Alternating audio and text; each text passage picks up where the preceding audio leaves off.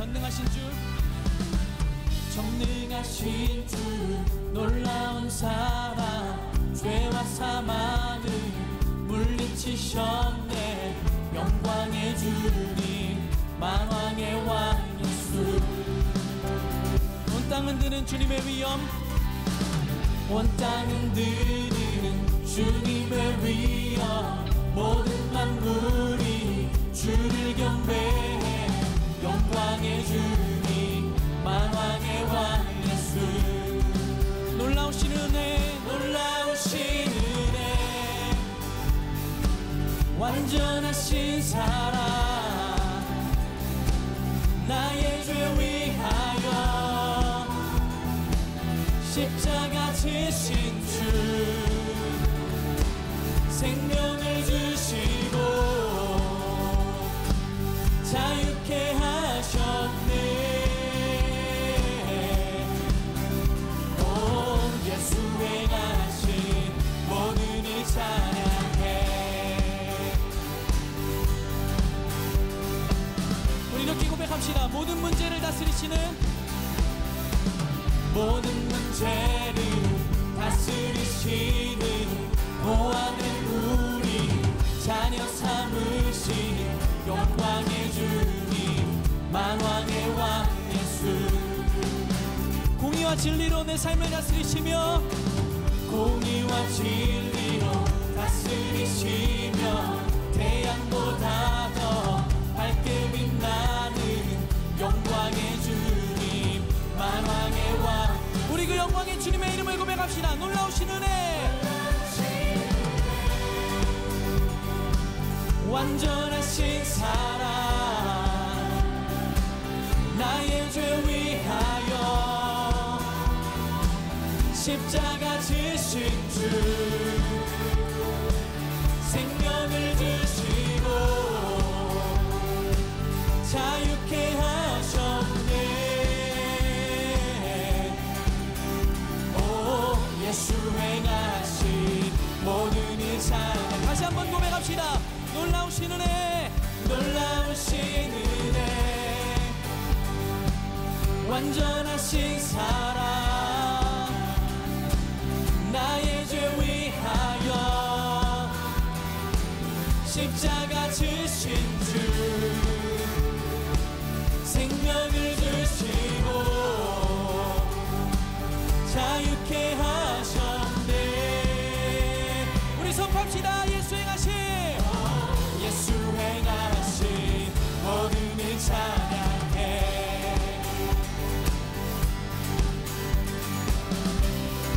우리 이렇게 고백합시다. 죽임당하신 어린 양, 죽임당한 그 어린 양, 승리하신 왕 그 이름 예수. 죽임당한 그 어린 양, 승리하신 왕, 그 죽으심으로 승리하신 그 주님의 이름 찬양합시다. 죽임당한 그 어린 양, 승리하신 왕 그 이름. 죽임당한 어린 양, 죽임당한 그 어린 양, 승리하신 왕 그 이름 예수. 놀라우신 은혜, 완전하신 사랑, 나의 죄 위하여 십자가 지신 주, 생명을 주시고 자유케 하셨네. 오 예수 행하신 모든 이 찬양해. 놀라우신 은혜, 놀라우신 은혜, 완전하신 사랑, 나의 죄 위하여 십자가 지신 주, 생명을 주시고 자유케 하셨네. 예수, 오 예수 행하신 모든 일 찬양해.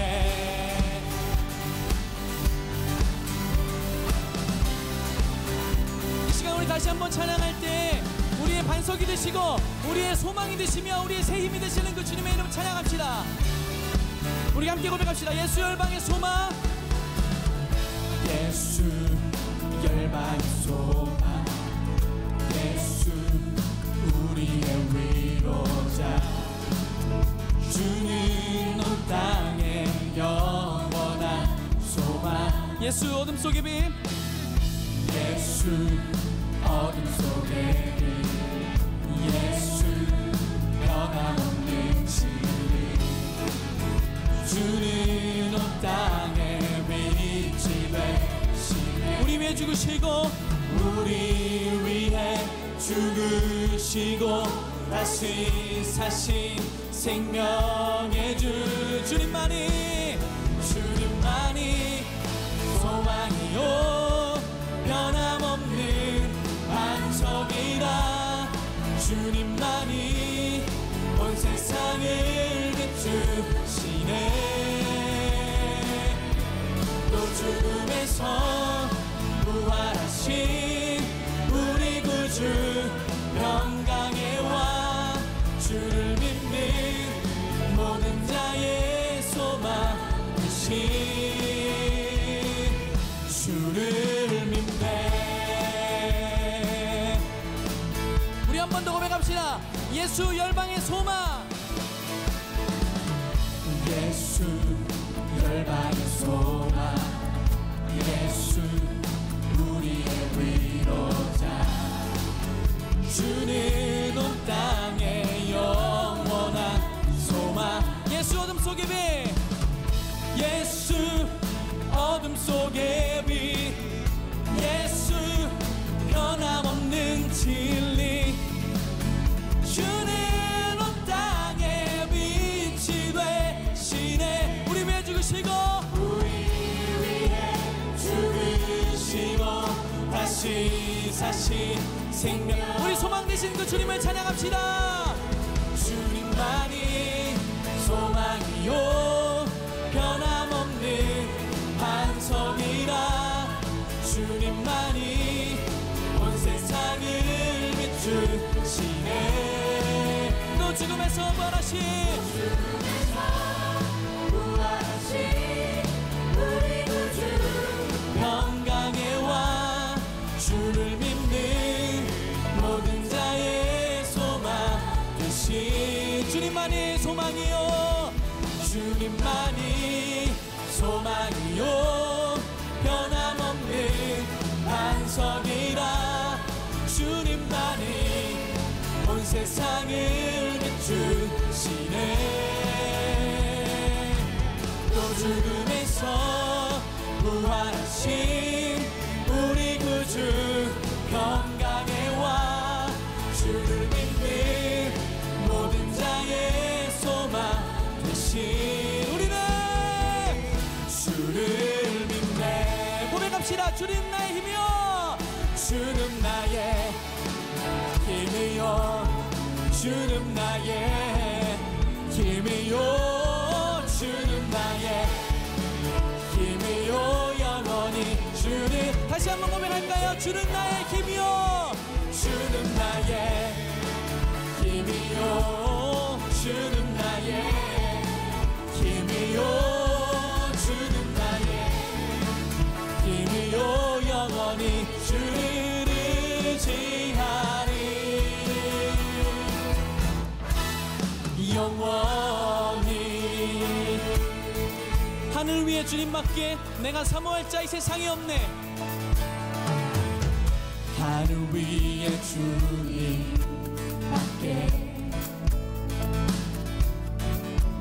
내가 사모할 자 이 세상에 없네. 내 맘과 힘은 믿을 수 없네. 내 맘과 힘은 믿을 수 없네. 오직 한 가지, 그 진리를 믿네. 주는 나의 힘이요, 주는 나의 힘이요, 주는 나의 힘이요 영원히. 주를 의지하 주는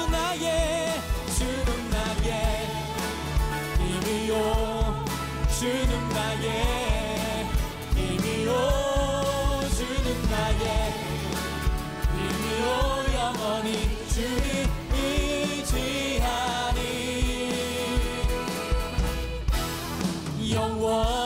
영원히 우리가 의지하고 있는 거 다시 한번 고민하면서 다시 한번 고백합시다. 하늘 위에 주님밖에 하늘 위에 주님밖에 여러분 정말 그렇게 선포하십니까? 내가 사모한 자 이 세상에 없네 내 맘과 힘은 믿을 수 없네 오직 한 가지 그 진리를 믿네 주는 나의 힘이요 주는 나의 힘이요 주는 나의 힘이요 영원히 주를 의지 주는 나의 힘이요 주는 나의 힘이요 주는 나의 힘이요 영원히 우리 다시 한번 고백할까요? 주는 나의 힘이요 주는 나의 힘이요 주는 나의 힘이요 주는 나의 힘이요 영원히 주는 나의 아멘 힘이요 주는 나의 힘이요 주는 나의 힘이요 영원히 우리 마지막으로 한 번 더 고백합시다. 주는 나의 힘이요 주는 나의 힘이요 주는 나의 아멘 힘이요 영원히 주를 의지하리 영원히 아멘. 우리 온전한 힘 되시고 소망 되시는 주님께 감사의 박수 올리겠습니다. 할렐루야 아멘. 주는 나의 힘이십니다. 아멘. 오늘 여러분과 함께 걸어갈 십자가의 여정은 순종의 길입니다. 가장 귀한 아들 독생자를 내어주신 하나님의 사랑 앞에 예수님은 순종으로 그 길을 가셨는데요. 오늘 우리도 그 길을 따라갑니다. 다시 찾은 나의 십자가. 그 두 번째는 순종의 십자가입니다. 순종의 길에서 가장 처음 우리가 만나게 된 믿음의 선조는 바로 이기쁨 목사님과 성내교회였는데요. 이기쁨 목사님을 통해 제주 선교의 시작을 알 수 있었습니다. 1907년 당시 한반도 북쪽 평양과 원산을 중심으로 대부흥 운동이 일어나고 있었습니다. 복음의 불씨가 불길처럼 일어났고 마침내 1907년 평양 신학교에서 7명의 조선인이 최초의 목사 안수를 받았습니다. 그는 1890년 평양에서 예수를 전하던 마펫 선교사에게 커다란 돌을 던졌고 그 당시 건축 중이던 장대현 교회도 때려 부셨습니다. 그러던 어느 날 예수님이 꿈속에 나타나 말씀하셨습니다. 기풍아, 기풍아, 왜 나를 핍박하느냐? 너는 나의 증인이 될 사람이다. 이기풍은 곧바로 엎드렸고 자신의 수많은 죄가 떠올라 가슴을 치고 머리카락을 쥐어뜯으며 통곡했습니다. 회심한 이기풍은 이후 전도자의 삶을 살았고 1907년 한국 최초의 선교사로 제주에 파송됩니다. 이기풍 목사님이 들어오던 시기에 제주도는 낯선 외국과 같았고 오는 길도 만만치 않았습니다. 이기풍 목사님도 풍랑을 만나 구사일생으로 제주항에 도착했던 것이죠. 그의 눈에 비친 당시 제주의 모습은 어땠을까요? 신문물로 넘쳐나던 평양 출신인 그에겐 너무나 낯설었을 음식과 환경, 특히 알아듣기 힘든 제주의 방언은 그의 사역에 큰 장벽일 수밖에 없었습니다. 그런데 그뿐만이 아니었죠. 더욱더 어려웠던 것은 이 제주도 땅이 지금도 뭐 그런 얘기를 합니다마는 1만 8천의 우상을 섬기는 그런 땅이었다. 이런 상황에서 복음을 전파하기가 아마 굉장히 쉽지 않았을 것이다. 그러나 그러한 환경과 어려움 속에서도 그는 굴하지 않고 예수님이 보여주셨던 십자가의 길을 따라 끝까지 순종의 십자가를 집니다. 제주 선교 파송 후 이듬해인 1908년 2월 이기쁨 목사님의 전도를 받고 하나님을 믿게 된 제주도의 첫 열매들과 함께 제주 성례교회를 세우게 됩니다. 계속되는 핍박과 박해에도 불구하고 제주 성례교회를 시작으로 제주의 동서남북의 교회를 세우게 됩니다.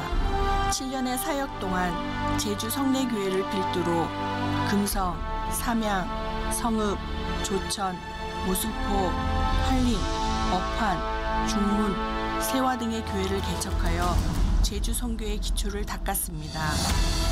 한 명의 순종으로 평양의 불씨가 땅끝 제주에 옮겨왔던 것처럼 우리의 순종이 작은 불씨가 되어 또 다른 곳에 전해지길 기대해 봅니다. 오늘 여러분이 걸어가야 할 순종의 십자가는 무엇일까요? 그동안 잊고 있었던 내 삶의 십자가를 다시 바라봅니다. 믿음이 훨씬 좋다 이런 생각이 듭니다. 자, 오늘 순종에 대한 말씀을 함께 나누려고 하는데, 지난 주간에 제가 천안에 있는 천안중앙교회에서 집회를 인도하면서 첫날 이렇게 시작을 했어요. 언젠가 제가 여러분들에게 말씀을 드렸던 것처럼 하나님의 말씀으로 우리의 마음이 좀 불편해졌으면 좋겠다. 그러니까 늘 우리들이 원하는 그런 말씀들이 아니라 우리를 변화시키는 말씀들이 있었으면 좋겠다. 근데 오늘 또 이 십자가에 대한 말씀을 나누면서 제 마음에 그런 소원이 있습니다. 말씀을 전하는 저나 말씀을 듣는 여러분들에게 이 말씀이 우리를 좀 힘들게 했으면 좋겠다.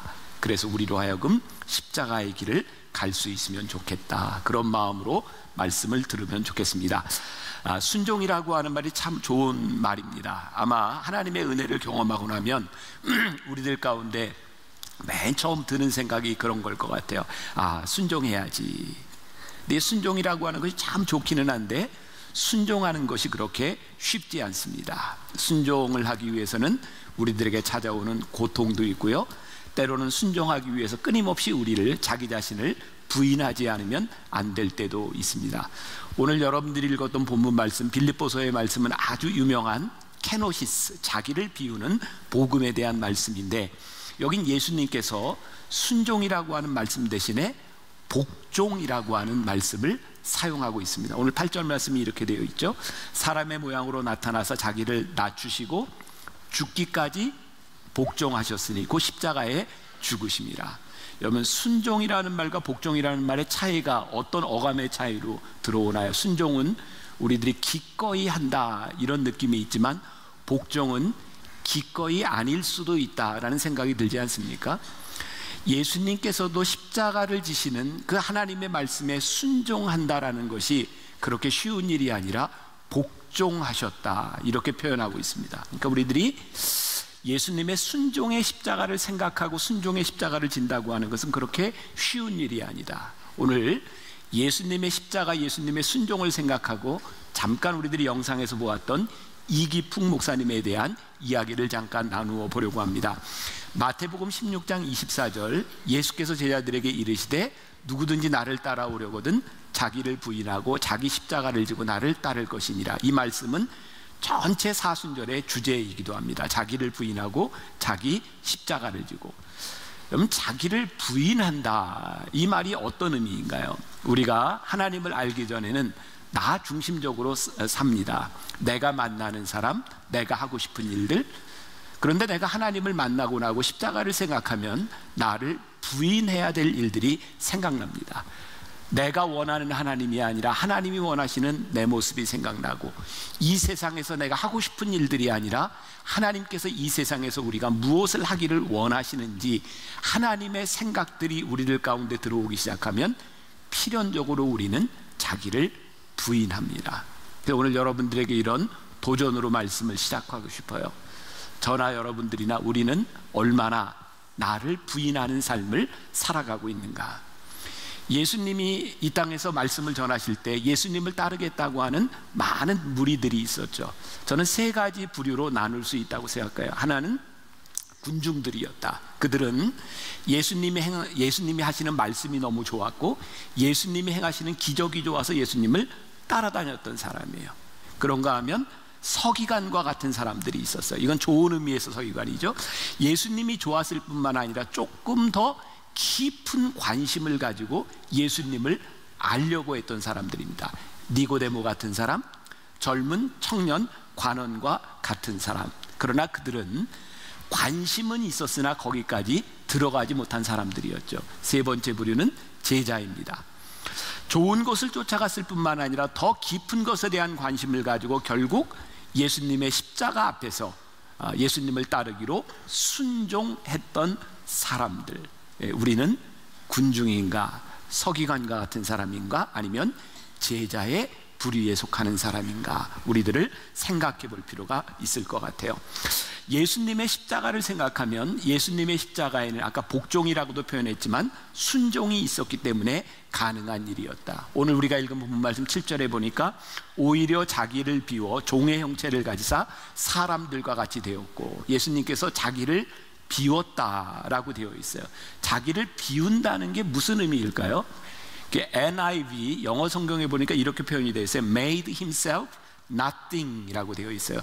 자기 자신을 어떻게 해요? 아무것도 아니라라고 생각했다는 거예요. 자기를 비운다라고 하는 것은, 하나님 앞에서 나를 비운다라고 하는 것은 하나님 앞에 나는 무익합니다, 이런 의미예요. 나를 주장하지 않는다, 이런 의미이기도 합니다. 누가복음 17장 7절에서부터 10절까지 보면 예수님께서 종에 대한 비유를 말씀하세요. 참 가혹한 말씀입니다. 이 하늘나라의 비유이기도 하고요. 어떤 종이 있었어요. 하루 종일 밖에 나가서 밭에 나가서 일을 하고 왔어요. 그런데 왔는데 와서 뭐를 해요? 주인의 식사 시중을 듭니다. 그런데 주인이 종에게 너 와서 먹어, 혹은 너 잘했어, 칭찬하지 않는다는 거예요. 왜일까요? 너는 마땅히 할 일을 했을 뿐이요, 이 종은 나는 무익한 종입니다 라고 말을 한다는 거예요. 그러니까 예수님께서 종에 대한 비유를 말씀하시면서 진짜 하늘나라의 종은 어떤 사람이냐? 나를 무익하다고 여기는 것이다.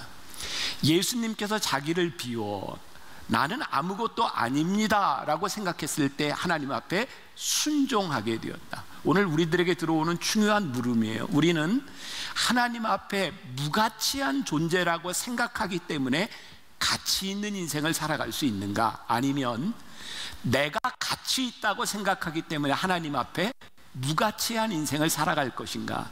이것이 오늘 순종의 십자가를 앞에 놓은 우리들의 모습이고 도전받아야 될 부분이죠. 제가 지난주에 읽었던 책이 하나 있습니다. 존 비비어의 영적 무기력 깨기라고 하는데 보니까 우리들에게 영적인 무기력이 찾아오는 이유 가운데 하나가 불순종이라는 거예요. 여러분, 순종은 몇 프로쯤 하면 순종하는 걸까요? 책에 보니까 이렇게 되어 있더라고요. 99%를 순종해도 1% 불순종이 불순종으로 이끈다는 거예요. 우리들이 하나님 앞에 순종을 생각할 때 정말 우리들에게 중요한 것은 내가 하나님 앞에 전적으로 순종할 수 있는가, 나는 무가치한가 라는 것을 생각하지 않으면 우리는 순종하기 참 힘든 사람들인 거죠. 자, 이기풍 목사님에 대한 이야기로 잠깐 돌아가 보겠습니다. 여러분, 우리나라에 최초의 목사 안수를 받은 사람이 1907년 평양에서 나옵니다. 7명의 조선 사람들이 처음으로 목사 안수를 받습니다. 이 조선 땅에서 그 7명이 목사 안수를 받으면서 그들이 어떤 생각을 하냐면, 선교사들이 이 땅에 들어와서 복음을 전했으니 우리 중에 한 사람은 선교해야 되지 않겠는가. 그래서 그 중에 한 사람을 뽑습니다. 누가 뽑혔을까요? 이기풍 목사님이 뽑힙니다. 그리고 선교사로 선교지로 보낸 데가 어디냐면 제주도입니다. 그 당시에 우리나라 제주도는 선교지였던 거죠. 이기풍 목사님은 어떤 사람인가? 그는 1865년에 우리나라에 태어났고요. 평양은 우리가 동방의 예루살렘이라고 불리우지만 처음에 기독교가 들어왔을 때 굉장히 핍박을 많이 했던 곳입니다. 이 이기풍은 깡패로 알려져 있지만 사실은 평양의 하급 관리였다 그럽니다. 그는 유교 사상을 지키기 위해서 그 당시에 마포 3열 마펫 목사님이 들어왔을 때에 돌을 가지고 마펫 목사님의 턱을 때렸던 사람입니다. 턱이 깨어졌죠. 그렇게 기독교를 핍박하고 영상에서 나왔던 우리나라 평양 대부흥 운동의 진원지였던 장대현 교회가 건축할 때 그 교회를 때려 부셨던 사람입니다. 그런데 그가 어느 날 하나님의 음성을 듣습니다. 우리도 이런 음성 들으면 참 이렇게 헌신할 것 같은데, 그죠? 바오라, 그때 사오라 바오를 부르셨던 것처럼 기풍아 내가 왜 나를 핍박하느냐, 그 말씀을 듣고 이기풍 목사님은 고꾸라집니다. 그리고 원산에 스왈렌 선교사님의 전도를 받고 그는 이 체험을 하고 눈물을 흘리고 하나님이 나를 부르셨다고 이야기했을 때 스왈렌 선교사가 이야기합니다. 예수님이 당신을 귀하게 쓰실 증거요. 그래서 그는 1907년에 목사 안수를 받게 된 거죠. 여러분, 제주도 땅에 그때 들어가서 복음을 전한다고 하는 것은 쉬운 일이 아니었습니다. 지난주에 우리들이 보았던 이재수의 난 기억하세요? 1901년 천주교로 인해서 제주 땅에는 기독교에 대한 부정적인 이미지가 많이 들어가 있었고요. 1907년에 이기풍 목사님이 제주로 파송을 받았을 때 제주는 복음을 전하기 무척 어려운 땅이었습니다. 그리고 목포에서 배를 타고 제주로 가는 것이 그렇게 쉬운 일이 아니었어요. 풍랑을 만나서요, 결국은 1년 후에야 제주 땅에 들어가게 됩니다. 얼마나 복음을 전하는 게 힘들었는지 얼마 되지 않아서 이기풍 목사님은 포기하고 싶은 마음이 들었고 이것은 아니라는 생각이 들어서 자기가 턱을 깼던 마포 3열 마펫 선교사님에게 편지를 보냅니다. 내가 포기해야 될 것 같습니다. 그때 마펫 목사님이 이렇게 답장을 보냅니다. 이기풍 목사님, 당신의 편지를 보니 포기하고 싶다고 하는데 지금 내 턱에는 당신이 때렸던 그 흉터가 아직도 나에게 있습니다. 이 흉터가 아물 때까지 분투하십시오. 이 말을 듣고 이기통 목사님은 거꾸로져 통곡하기 시작합니다. 그리고 하나님 앞에 다시 헌신하기로 마음을 먹게 되고 순종의 길을 걷게 되죠. 이기풍 목사님은요, 제주도의 전설적인 선교의 역사를 만들어낸 분이고, 그리고 그분이 제주도의 선교를 마치고 이제 전라도로 왔을 때 1937년은 일제가 소위 말하는 내선 일체, 일본과 그들이 식민지로 가지고 있었던 나라들은 하나다라고 하는 것 때문에 신사참배를 강요하던 때였고, 이기풍 목사님은 신사참배를 거부했고 결국은 1942년에 옥에서 죽습니다. 이기풍 목사님의 삶을 바라보며 제가 깨닫게 되는 건 그런 거예요. 이분이 참 위대한 삶을 살았는데 그분의 순종이 결코 쉬운 것이 아니었다는 거예요. 그분이 그렇게 할 수 있는 쉬운 일을 한 것이 아니었다는 것이었고, 또 이기풍 목사님이 이렇게 목회자가 되고 제주로 갈 수 있었던 이유 가운데 하나는 그분의 사모님 윤함의 사모님의 권면과 도움이 있었다는 거예요. 그 윤함의 사모님이 죽으면서 딸이었던 이살의 권사에게 남긴 유언이 있습니다. 제가 한번 읽어드릴게요. 여러분들 오해하지 말고 그 당시에 이런 믿음을 가지고 딸에게 썼다고 하는 것을 한번 기억하면서 들어보세요. 세상과 짝하지 마라. 5분 이상 예수님을 잊지 마라. 열심히 교회 봉사를 해라. 주의 종은 하나님 다음 가는 분이시다. 주의 종의 가슴을 아프게 하지 마라. 목사님의 가슴을 아프게 하면 미리암과 같이 벌을 받게 될 것이다. 상대방이 내 인격을 어떠한 방법으로 무자비하게 짓밟고 천대와 멸시를 하더라도 십자가에 매달리신 예수님만 바라보며 끝까지 참아라. 내가 세상을 떠난 후에 심판대에서 예수님께서 판가름해 주실 것이다. 그러므로 날마다 참으며 내가 내 자신을 죽여라. 내가 죽어지지 않을 때 남을 미워하게 될 것이다. 남을 미워하지 못할 때 예수님도 너를 용서하지 않으실 것이다. 나를 제일 미워하는 사람을 용서할 수 있는 사람이 참 그리스도인이다. 신자의 무기는 감사와 인내와 사랑과 겸손이다. 감사는 축복을 열고 닫는 열쇠이기 때문이다. 성령 충만하지 못하면 겸손할 수가 없다. 겸손하지 못할 때 성령님은 너를 외면하실 것이다. 제일 무서운 것은 신앙의 교만이다. 이게 이기풍 목사님의 사모님이 딸에게 남겨주었던 유언이기도 합니다.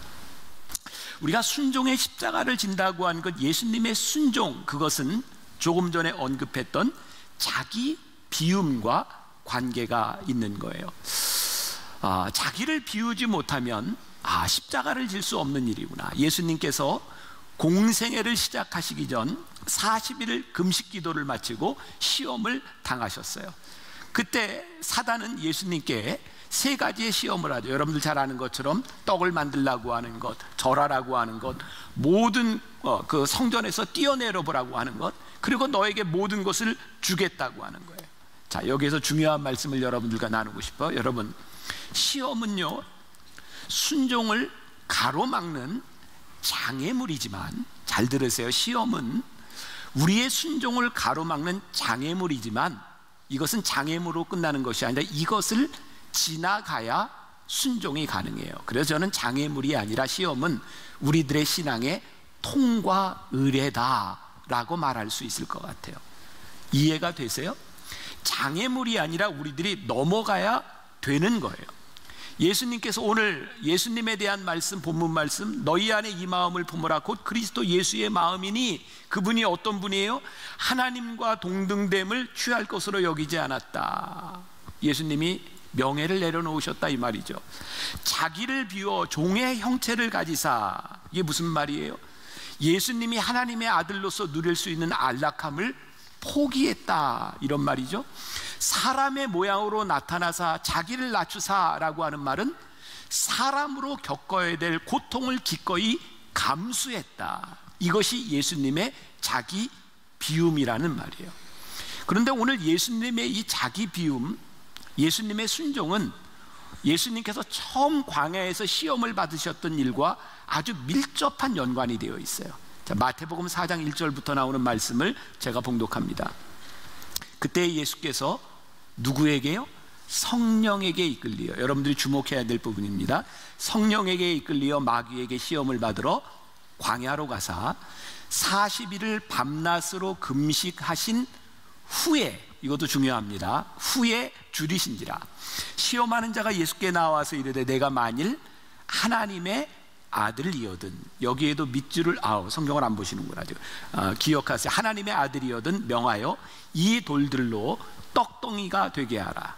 예수께서 대답하여 이르시되 기록되었으되 사람이 떡으로만 살 것이 아니요 하나님의 입으로부터 나오는 모든 말씀으로 살 것이라 하였느니라 하시니. 자, 마태복음 4장 1절부터 4절까지 말씀을 여러분들이 집에 가셔서 아니면 이번 한 주간 묵상하셔도 좋을 것 같아요.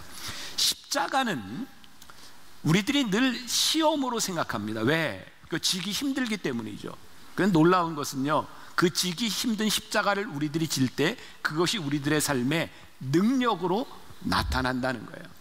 여러분, 시험이 능력이고 우리를 순종으로 이끄는 이유 중에 하나는 뭐냐면, 그 시험을 통해서 우리는 그 순종이 진짜인지 가짜인지를 드러내도록 하고 증명하도록 만들기 때문입니다. 자, 혹시 지금 여러분들 가운데 내 인생에 내가 시험을 당하고 있구나 라고 생각하는 분이 있으세요? 사도 바울은 로마서 5장 3절과 4절에서 이렇게 이야기합니다. 다만 이뿐 아니라 우리가 환난 중에도 뭐예요? 즐거워하나니 환난은 인내를, 인내는 연단을, 연단은 소망을 이루는 줄 알미니라. 그러니까 우리들이 소망으로 이끌어가는 데는 연단도 있고 인내도 있고 환난도 우리들에게 있는 거예요. 이제 지금은 이런 말이 잘 안 통할지 모르겠지만 지난 몇 년 전만 해도 중국이라는 나라를 생각하면 짝퉁 이런 이미지가 있었죠. 그런데 그 20년 전만 해도 우리나라에도 참 많은 짝퉁이 있었습니다. 중국이 요즘 강대국이 되어갑니다. 그런데 우리는 중국을 바라보며 선진국이다 이렇게 얘기하기는 참 힘든 것 같습니다.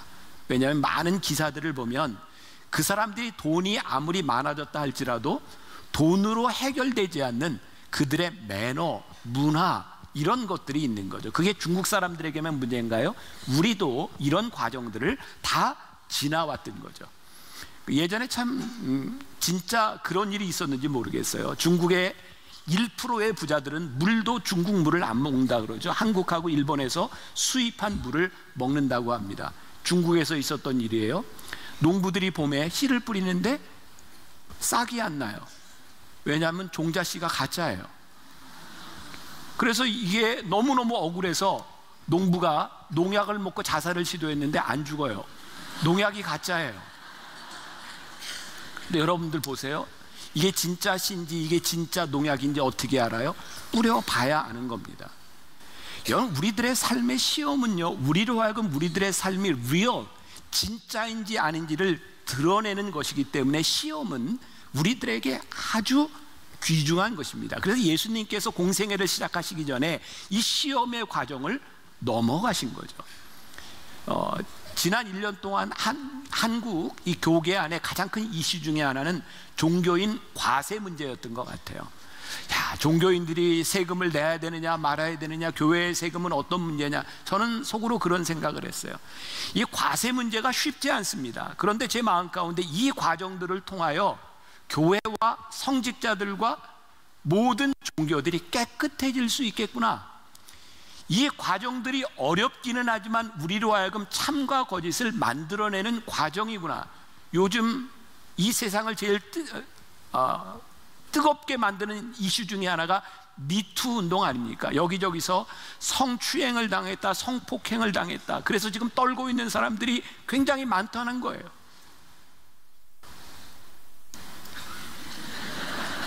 다행히 우리 만나 교인들 중에는 떠는 분은 없는 것 같아요. 전 요즘 그런 생각을 합니다. 이게 참 마음 아프고 힘들고 어려운 과정이긴 하지만 이 과정들을 통하여 사회가 깨끗해질 수 있는 것이구나. 여러분, 우리들에게 시험은요, 어쩌면 우리들이 하나님의 사람으로 순종하며 살아가는데 필수적인 과정이기 때문에 우리는 시험을 복되게 여길 수 있는 거예요. 그 증거가 무엇이냐? 오늘 마태복음 4장 1절에 제가 여러분들 주목해 보자 그랬어요. 그때 예수께서 어떻게 해요? 누구에게? 성령에게 이끌리어 마귀에게 시험을 받으러 광야로 가셨다. 이건 참 놀랍지 않아요? 예수님이 시험을 당하셨는데 예수님이 시험을 당하시는 이 일이 사단의 계획에서만 이루어진 것이 아니라 성령께서 이끄셔서 예수님이 시험의 과정을 가게 하셨다는 거예요. 그리고 저는 성경을 그냥 이렇게 피상적으로 볼 때 모르겠어요. 저는 그렇게 생각했었거든요. 예수님이 금식하는 중에 시험을 받으셨다고 생각했는데 성경에 보니까 금식하는 도중이 아니었죠. 40일 금식을 마치신 후에 시험을 받으셨어요. 자, 그럼 우리들이 이제 생각해 보는, 우리들의 사역, 우리들의 순종, 우리는 어떻게 생각해요? 내가 모든 과정을 마치고 내가 모든 준비가 끝났으니 이제 나는 하나님의 일을 하면 돼. 그래도 우리들이 늘 꿈꾸는 거죠. 자, 이제 내 모든 준비가 끝났으니 하나님 시온의 대로를 열어 주시옵소서. 우리가 참 그런 기도 많이 하잖아요. 저도 교인들을 보면서 그런 기도 많이 하거든요. 하나님, 정말 어렵고 힘든 과정을 지나왔는데 이제 시온의 대로를 열어 주시옵소서. 참 좋은 기도예요. 그런데 이 시온의 대로가 무엇을 통해서 열려요? 시험을 통해서 열리고 있는 거예요. 성령께서 예수님을 시험 받으시도록 광야로 인도해 내셨다. 여기에서 우리들에게 참 많은 문제가 풀리는 거예요. 우리들의 인생의 시험과 고난이라고 하는 것, 이것이 마귀 사탄에 의해서도 올 수 있고 성령에 의해서도 올 수 있다고 하는 것은 무슨 말이냐면, 하나님께서는 우리들의 시험을 시험으로 끝내도록 하시는 것이 아니라 이 시험을 통하여 우리를 하나님의 사람으로, 성령의 사람으로 만들어 가시는 과정 가운데 우리를 머물게 하신다. 너무너무 귀하지 않아요? 저는 오늘도 뭐 이렇게 큰 일은 아니지만 제가 오늘 아침에 이렇게 좀 많이 어지러웠어요. 오늘 설교를 할 수 있을까? 그래서 일부 설교를 한 최호근 목사님한테 내가 혹시 강단에 올라와서 설교를 못할 수도 있으니까 원고 가지고 대기하고 있으세요. 지금 시험 당하는 중에 우리 최호근 목사님이 언제 부를지 모르니까. 근데 저도 아침에 제 책상에서 너무너무 어려우니까 간절해지는 거예요. 하나님 좀 붙잡아 주세요. 아마 우리 최 목사님도 저 앞에 앉아 있으면 혹시 제가 언제 올라올지 모르니까 참 간절하지 않을까요? 여러분들의 삶에 우리가 감당하기 힘든 문제들을 만나면 우리는 간절해지고요, 하나님을 찾고요, 하나님이 어떤 분이신지를 우리들의 삶에서 경험하게 되는 그 과정들을 지나가게 되는 거죠. 제가 수년 전입니다. 이거 뭐 실명을 밝힐 수는 없지만 제가 러시아의 모스크바에 집회를 갔을 때 그 유명한 톨스토이 하우스라고 하는 한국 사람이 운영하는 민박집이 있었습니다. 그분을 우연히 만나게 되었고 그분이 저를 처음 있는 동안 극진히 대접을 해줬어요. 근데 사람이 대접해 줄 때는 이유가 있더라고요. 어느 날 갑자기 저에게 목사님 여기 모스크바에 있는 어떤 분을 좀 만나주세요. 참 교인들은 참 너무너무 참 그래 어려운 일은 꼭 목사한테 시켜요. 자기가 할 수 없는 일인데 뭐냐면 이분이 정말 믿음이 좋은 분으로 우리나라의 큰 대기업 S기업 있죠?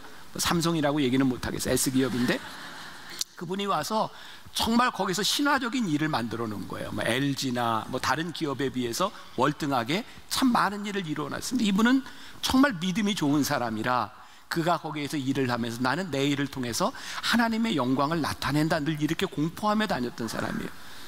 근데 이분이 정말 누구도 예상하지 않았는데 진급이 안 됐어요. 그리고 이분을 정말 힘들게 한 건 그분이 거기에 법인장으로 있을 때에 진급이 안 된 것으로 끝난 것이 아니라 다른 사람을 거기에서 회사에서 보낸 거예요. 이분이 회사에 이렇게 물었대요. 그러면 나한테 나가라는 얘기입니까? 그랬더니 회사에서 그런 의미는 절대 아닙니다. 근데 그 자리가 너무 힘든 거예요. 그러니까 톨스토이 하우스의 주인이 저에게 지금 이 사람이 이런 상황이니 목사님이 가서 위로해 주세요. 이걸 무슨 말로 위로를 할까요? 그리고 제가 차를 타고 그분이 있는 곳까지 가는 길이었어요. 제가 오늘 말씀을 준비했던 이 내용은 그때 저에게 떠올랐던 거였어요. 예수님께서 성령에 이끌리어 시험을 당하셨다. 제가 그분 사무실에 가서 기도하고 이 말씀을 읽고 이렇게 이야기를 했어요.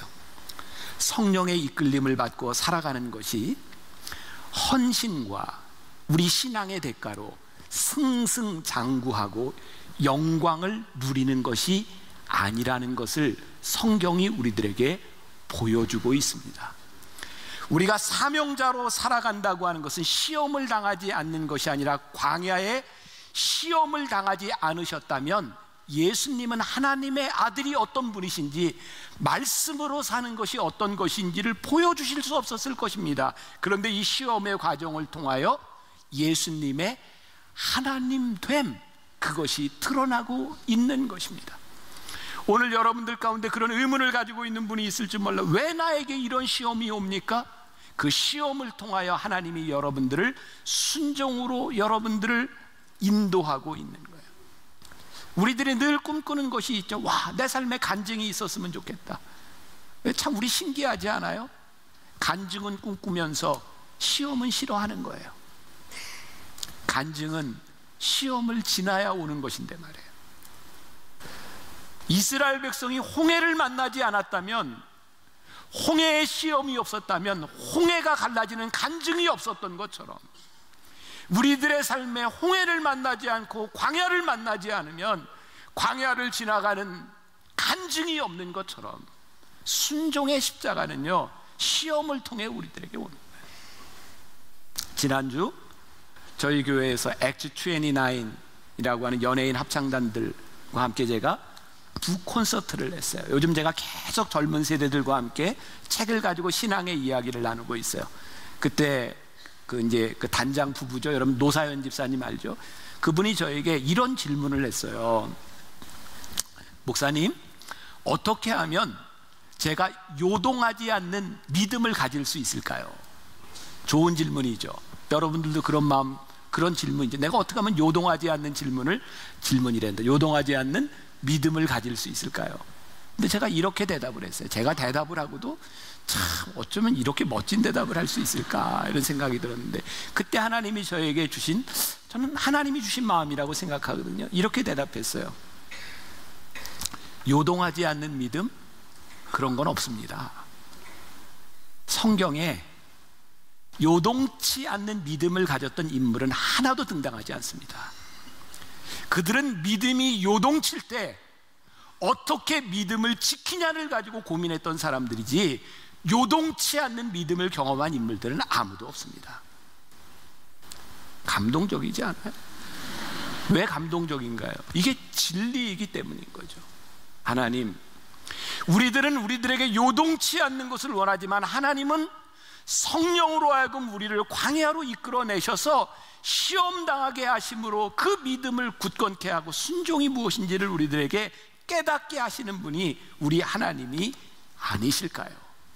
그래서 시험은 우리로 하여금 순종으로 이끌어 간다고 하는 것을 우리들이 기억할 필요가 있어요. 또 사단이 예수님께 시험을 할 때 이런 말을 하죠. 꼭 기억하자 그랬어요. 내가 만일 하나님의 아들이거든. 왜 사단은 예수님께 그렇게 말을 했을까요? 만일 내가 하나님의 아들이거든. 이 돌을 가지고 떡을 만들라는 거예요. 예수님 굉장히 배고프셨거든요. 예수님에게는 이 돌을 가지고 떡을 만들 능력이 있는 거예요. 예수님은 왜 그걸 시험이라고 생각하셨고, 사단은 왜 예수님한테 네가 하나님의 아들이거든 이렇게 말을 하며 시험을 할까? 이게 무슨 상관관계가 있을까? 어떤 분은 이렇게 이야기를 하더라고요. 40일 금식을 마치신 예수님에게 돌을 떡으로 만드는 것이 유혹이 아니라 마귀가 시키는 것에 순종하고 복종하는 것이 유혹이라고. 그러니까 떡을 만드는 게 유혹이 아니라 복종케 만드는 것이 유혹인데, 그 이유는 마귀에게 복종하는 순간 마귀의 부하가 된다는 거죠. 근데 저는 이런 해석은 좀 문제가 있다. 예수님이 그 돌을 가지고 떡을 만든다고 마귀의 부하가 되겠습니까? 죄송해요. 어쩌면 좀 유치한 겁니다. 우리 옛날에 그런 놀이 하지 않았어요? 우리 빨간 옷 입은 우리 집사님? 네. 그 여기 밑에 뭐가 묻었네요. 보세요. 뭐가 묻었어요. 보세요 한번. 아, 보시라니까 한번 여기 묻은 거 한번 보세요. 봐야 얘기가 돼요. 한번 보세요. 이렇게.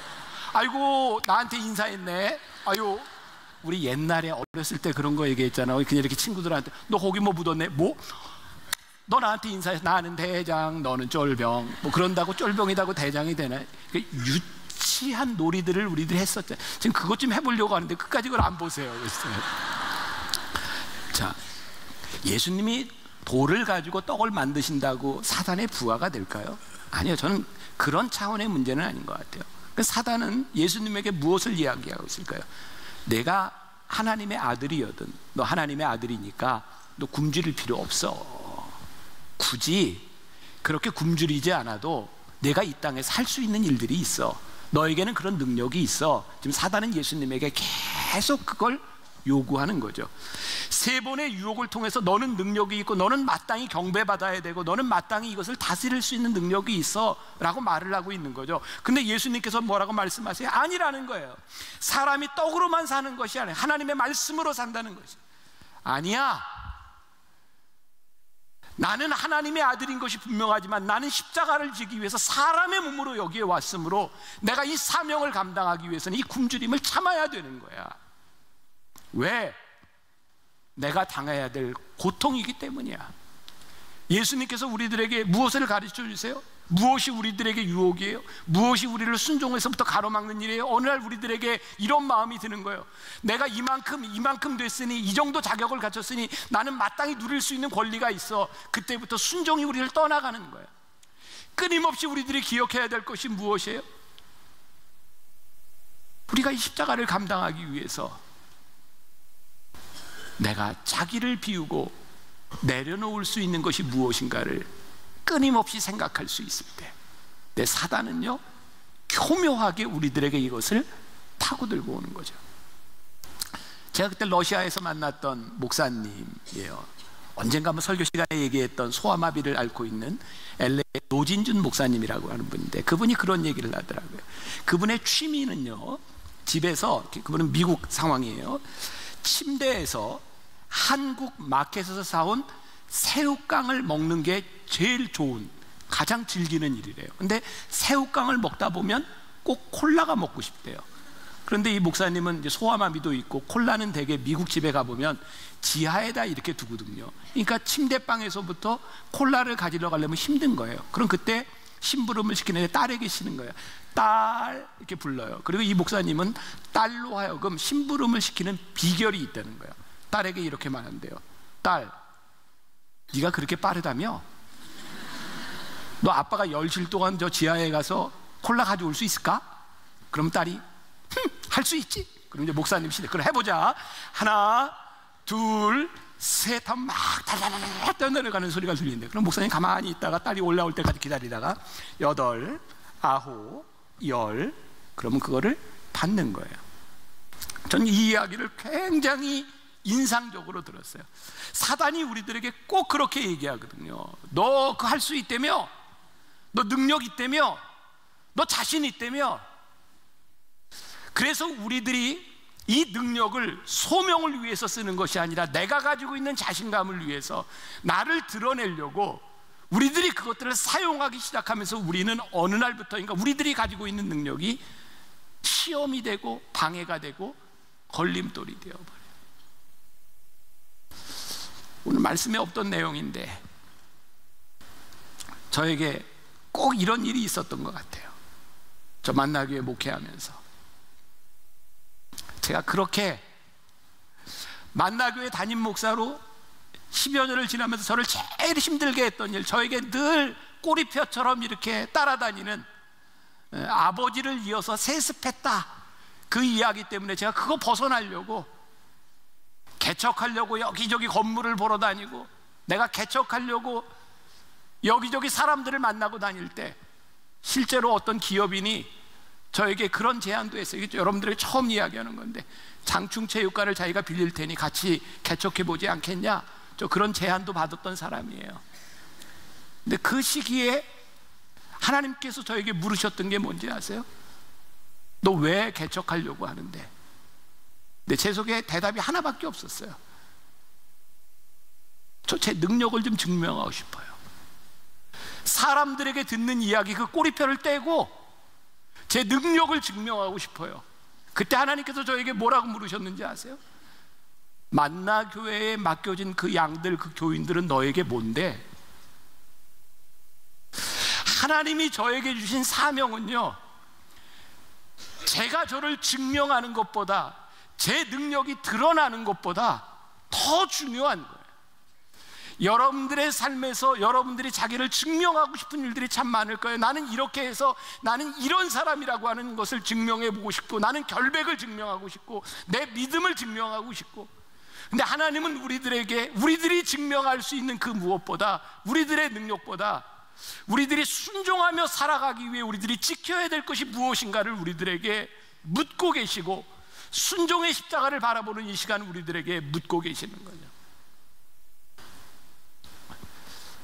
우리가 이 세상에서 순종하고 사는 게 얼마나 힘들어요. 우리의 믿음을 지키며 사는 거 얼마나 힘들어요. 가끔 청년들에게 저는 이런 표현을 쓰는데, 너희들이 이 세상에서 이 세상의 도도한 물결을 거스르며 갈 수 있는 용기 있는 사람이 되어라. 이렇게 말을 하면서도 이 말이 얼마나 힘든 일인 줄 알아요. 여러분, 우리가 이 세상에서 진짜 이 물결을 거스르며 올라갈 수 있는 그런 용기와 믿음, 담대함이 우리들에게 있나요? 쉽지 않아요. 근데 저는 말씀을 준비하다 한 가지 이런 생각을 했어요. 하나님, 우리가 물살을 거슬러 올라갈 수는 없을지 몰라도 그 자리에 버티고 설 수는 있지 않겠습니까? 하나님, 우리가 거기 버티고 서면 내려오는 물결이 갈라지지 않겠습니까? 누군가 우리들에게 당신 하나님 앞에서 깨끗하게 사십니까? 당신 하나님 앞에서 흠이 없습니까? 그렇게 물을 때 우리 중에 누가 예스, 저 그렇습니다라고 대답할 수 있는 사람이 얼마나 될까요? 근데 우리가 이렇게는 대답할 수 있을 것 같아요. 저 노력합니다. 저 애씁니다.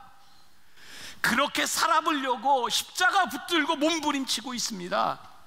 우리가 그 정도는 이야기할 수 있지 않을까요?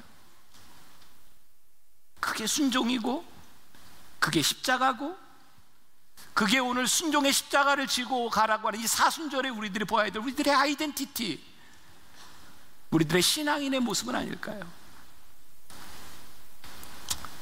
우리가 예수님처럼 그렇게 능력 있지는 않습니다. 그러나 예수님을 닮아갈 수는 있을 것 같아요.